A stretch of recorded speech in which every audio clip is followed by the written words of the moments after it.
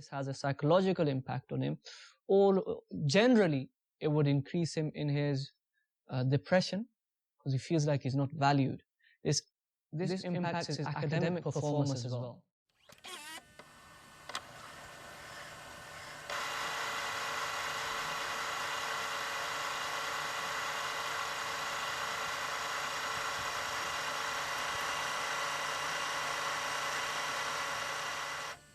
The last hadith we will look at, inshallah, is it relates to favoritism. So the Prophet sallallahu alaihi wasallam, this is by Sayyidina Nu'man bin Bashir radiyallahu anhuma, that his father, Sayyidina Nu'man's father, took him to the court of the Prophet sallallahu alaihi wasallam. So he wanted to make the Prophet sallallahu alaihi wasallam a witness, and there's slight variations of this hadith in Sahih Muslim, but this is also a muttafaq alayh hadith as well. So both mentioned by both Bukhari and Muslim. His father has taken him to the court of the Prophet sallallahu alaihi wasallam. He says, Ya Rasulullah, I have gifted my child a slave.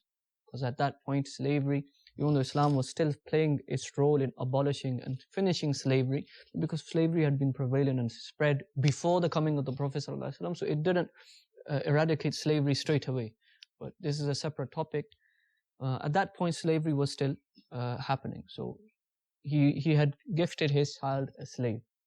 And the Prophet ﷺ said to him, have you gifted such a gift to all of your children? He says, no. And the Prophet ﷺ, there are various points at this narration. At one point, the Prophet says, no, I won't be a witness to such injustice. At another point, the Prophet ﷺ says to him, no, don't give your child this gift, and if you're not giving it to the rest of the children. And one narration, the Prophet asks him, do you expect the same goodness and respect from your children, from all of them? And he says, yes. So then the Prophet says to him, then why? Then don't give your child this gift. The teaching that this hadith is giving us is when it comes to children, don't give preference to one over the other. And there are various factors that play a role in this. The order of the birth. So, in the light of psychological research, the eldest and the youngest kid get the most attention. So the one in the middle is usually neglected. And obviously various factors for that as well, which we can't really go into detail, shortage of time. But this is one aspect. Also because a certain child has certain qualities, characteristics in him which make you more inclined towards him. Whereas another child, so for example, particularly daughters, they're a lot more caring. So now, a lot of factors could play a role in that. But when you favor one child over the other, you show favoritism, the other child feels neglected. Once again, this has a psychological impact on him, or generally it would increase him in his depression, because he feels like he's not valued. This impacts his academic performance as well.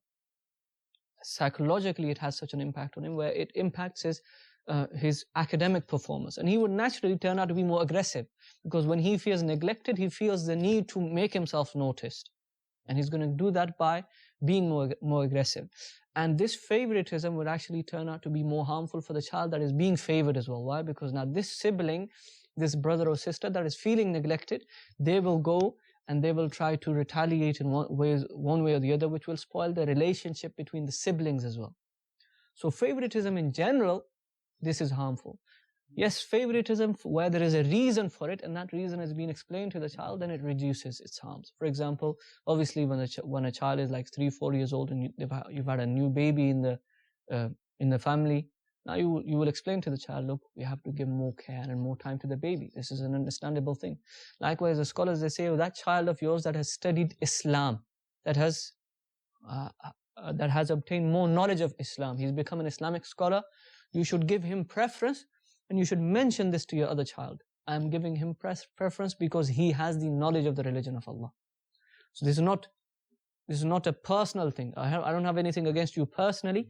There is a reason why he's been given preference. So when a reason is found, at that point, and the favoritism that is generally harmful is one that is constant.